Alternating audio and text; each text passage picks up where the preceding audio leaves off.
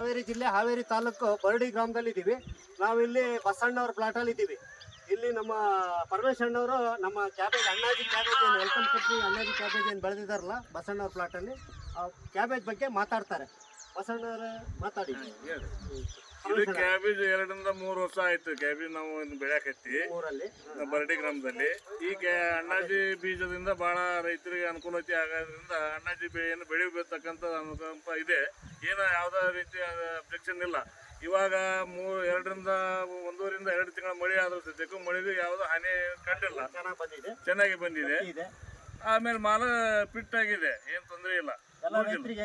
ಎಲ್ಲಾ ರೈತರಿಗೆ ನಮ್ಮ ಅನುಭವ ಪ್ರಕಾರ ಮಾಲ್ ಚೆನ್ನಾಗಿದೆ. ಓಕೆ, ಏನ್ ಅಬ್ಜೆಕ್ಷನ್ ಇಲ್ಲ. ಈಗ ನಮ್ಮ ಅನುಭವ ಇದೆ. ಈಗ ನಿಮ್ಮ ಕಂಪ್ನಿಯರ ಅನುಭವ ಅಲ್ಲ, ಇದು ನಮ್ಮ ಅನುಭವದ ಪ್ರಕಾರ ಈ ಬೆಳೆಯನ್ನ ಬೆಳೆಯಕ್ಕೆ ಏನು ತೊಂದರೆ ಇಲ್ಲ ರೈತರಿಗೆ.